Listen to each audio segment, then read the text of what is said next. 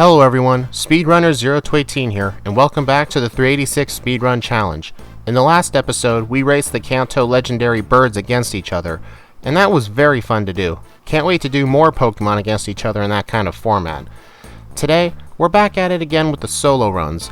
Our Pokemon today is Shroomish. At first, I thought this thing would be good due to being able to get past Brock, but then I realized its stats and its moveset. Yeah, this Pokemon flat out sucks.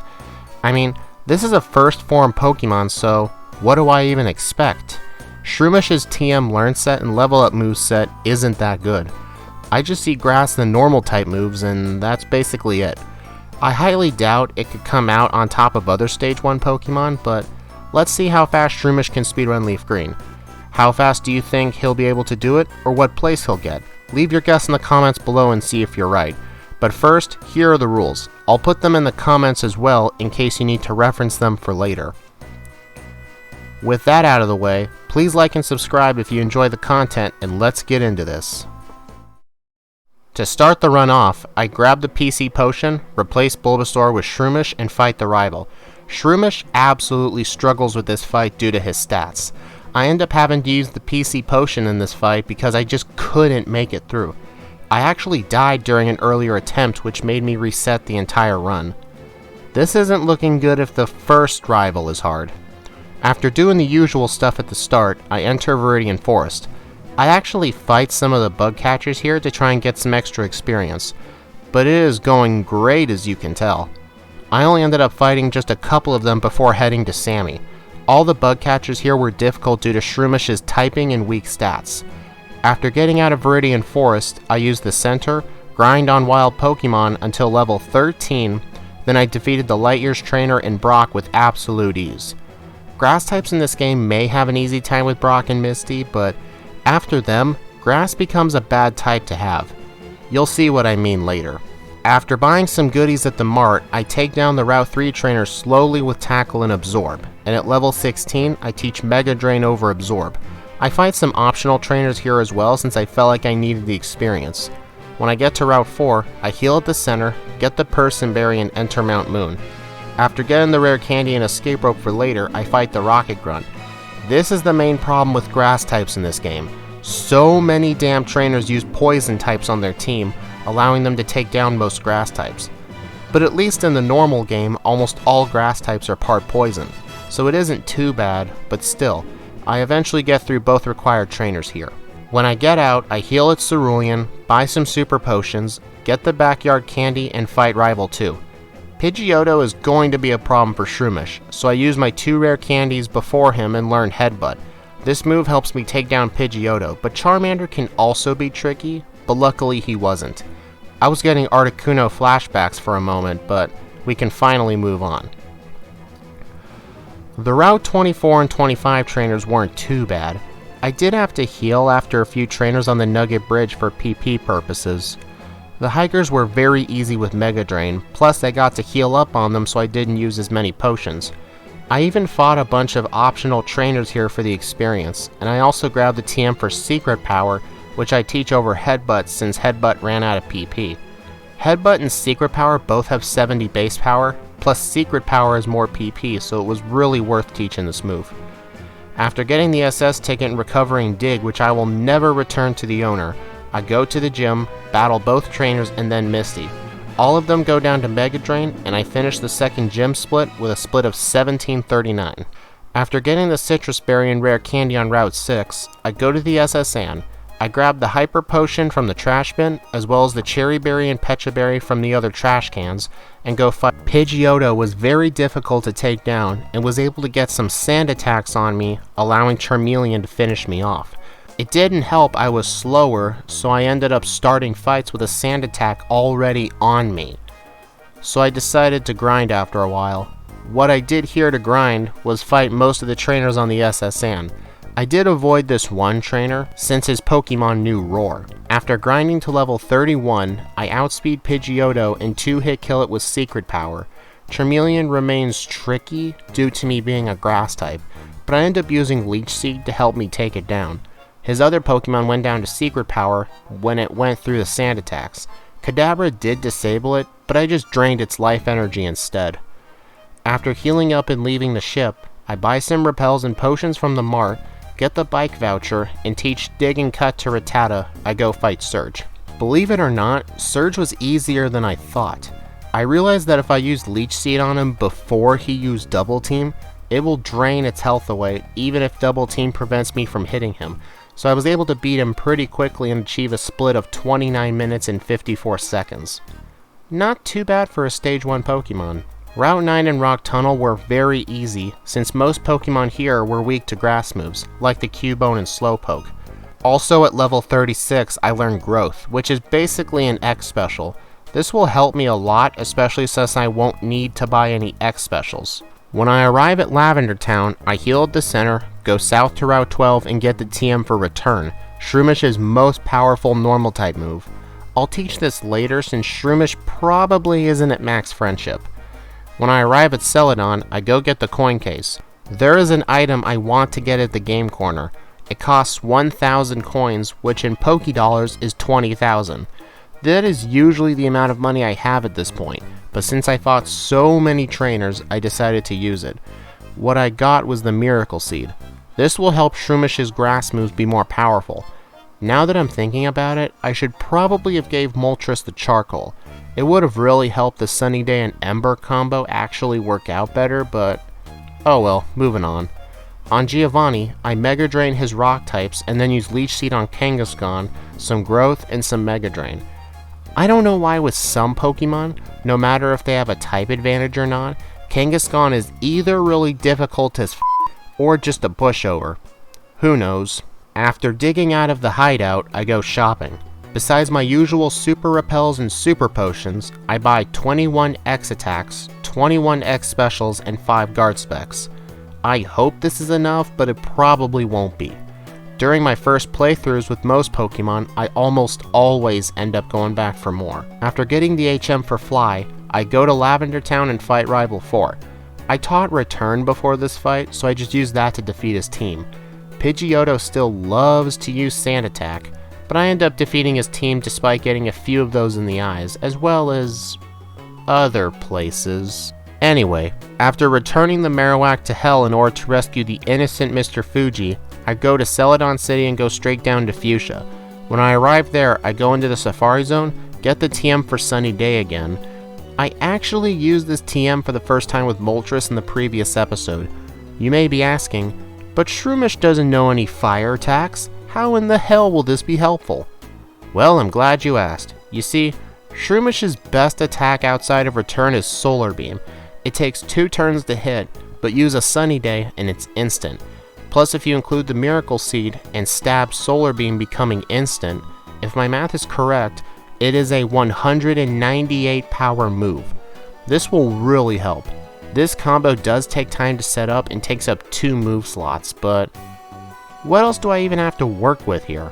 Anyway, after getting out of the Safari Zone, I teach Double Team to Shroomish over Growth since I felt like it needed it to progress through anything, and I fight Erica. What I do here to win is use some Double Teams since Giga Drain and Acid are very powerful moves. Use a couple X attacks and spam Return. I was also out of antidotes, so I had to deal with Poison, but I made it through. Edit, I forgot I had the Pecha Berry, but oh well. That was the past. Let's just go on to the next fight. After defeating Erica, I bike to Saffron City, buy some Hyper Potions and full heals, and I fight Rival 5. What I try and do for this fight is set up some Double Team on Pidgeot, some X attacks and speeds, and spam Return on his team. The main problem is that Pidgeot has Whirlwind, which not only resets all that stuff, but I'd have to reset the game, since I can't have anyone else outside in battle. That's literally the first rule of my challenges.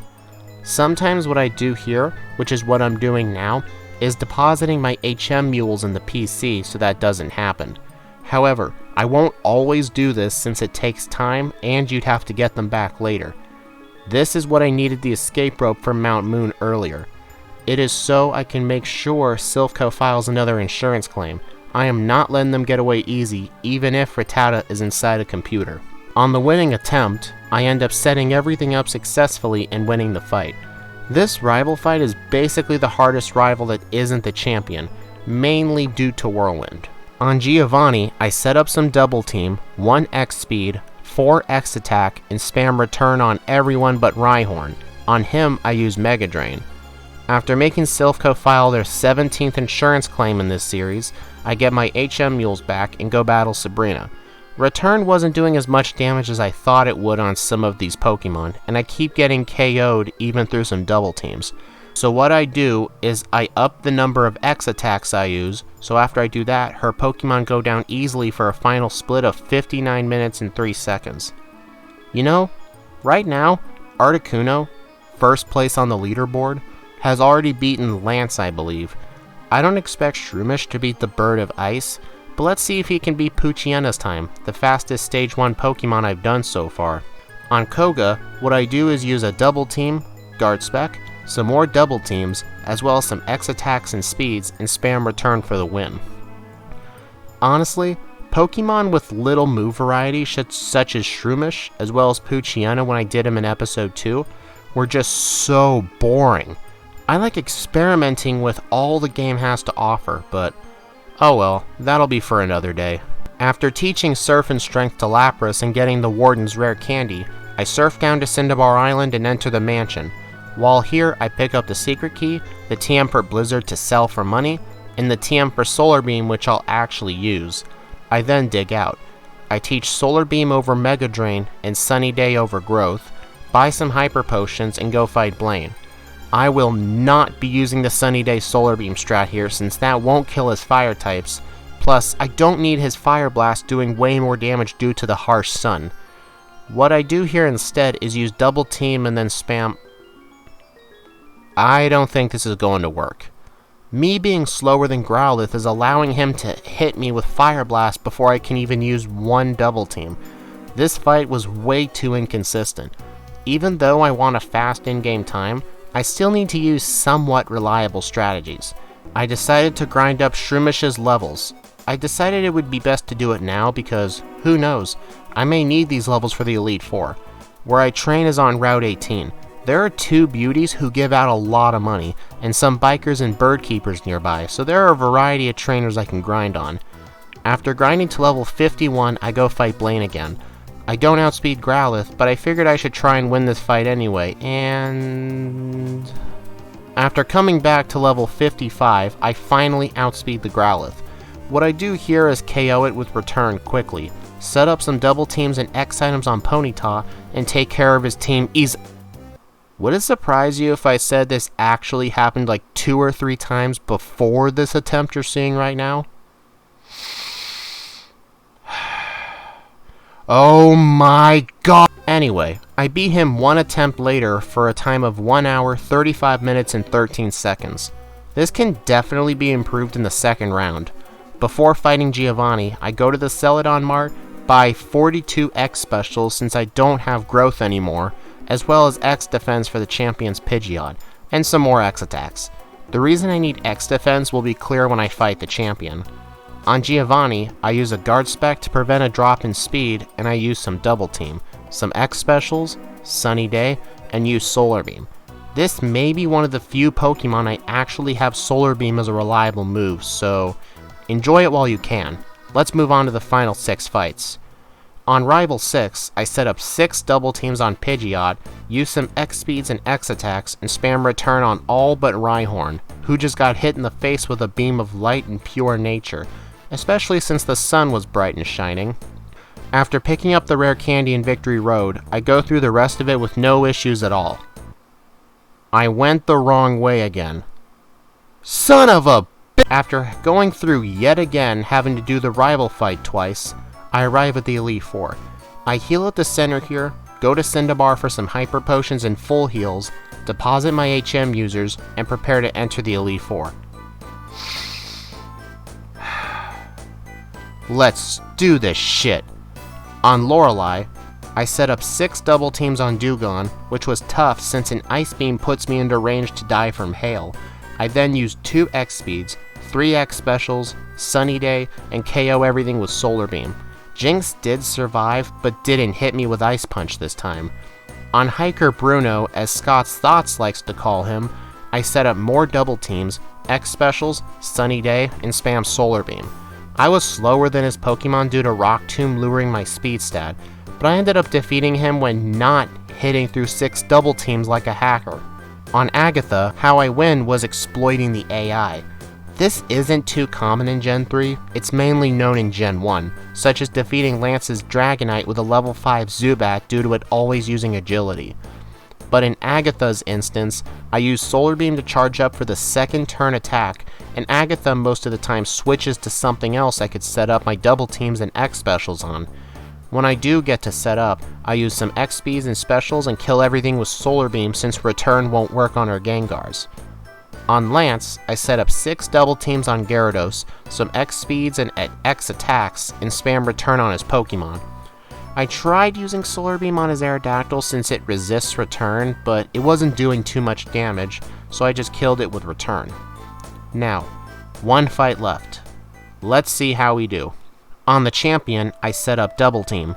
The main problem with setting up on Pidgeot here is he knows Aerial Ace, which ignores double team, making this fight very difficult, as well as him knowing Sand Attack and Feather Dance. Guard specs are key here. That is why I buy a lot of them. It's for this guy here. After finally getting some X speeds and attacks set up, I also used some X defense to reduce the damage Aerial Ace was doing so I could set up easier. I spam return on his Pokemon, but I Solar Beam the Rhydon for the win. Shroomish was way worse than I thought it was going to be. It did great against the first 3 gyms, but after that the battles just got harder and harder, and I even had to do a 20-minute real-time grind session before Blaine. I'll definitely try to fix that in the second round by saving rare candies and fighting more trainers on the way. For the first round, Shroomish beats Pokemon Leafgreen at level 61 with an in-game time of 8 hours and 48 minutes, and a real time of 2 hours, 14 minutes, and 41 seconds. So let's take a look at what he did differently in round 2. From now on in these summaries of round 2, I'll only be talking about main locations and gym battles since these runs are usually about 80% similar to the first run. Let's start with Brock. The Brock split was basically the same as the first time. I didn't fight too many bug catchers and just went straight to Brock and took him down easily. On the SS Sand, I fight all the trainers on the ship, even some I had skipped the first time, such as the sailors on the decks of the ship. That way, I didn't waste any real time losing to Pidgeotto before having to grind. Surge was still easy as ever thanks to Leech Seed. In Lavender Tower, I tried sucking Marowak's soul out of existence with Mega Drain, but Shroomish didn't have enough PP to do that, so I just returned it to hell again. Before I fought Blaine for the first time, due to me saving my rare candies and grinding on more trainers, I was able to candy to level 50. That was close to level 55, but I was worried on being outsped again like before. It looks like I was given a better Shroomish because at level 50, I was outspeeding the Growlithe, so that saved me a lot of grinding. That is the kind of split I love to see. The Elite Four and the Champion all basically went the same, and for the second round, Shroomish beats Pokemon Leafgreen at level 59 with a final in-game time of 7 hours and 56 minutes and a real time of 1 hour, 40 minutes, and 17 seconds. While still slow, I improved his in-game time by 54 minutes, allowing Shroomish to take 7th place on the leaderboards and 1st place among all Stage 1 Pokemon. It looks like our next Pokemon is Parasect. That's all I got for you in this episode. If you like what you saw and would like to see more of this, as well as many different speedruns and speedrunning shorts, please subscribe to my YouTube channel. It really helps out a ton to achieve my dreams. Thank you all for watching, and I'll see you all in the next video.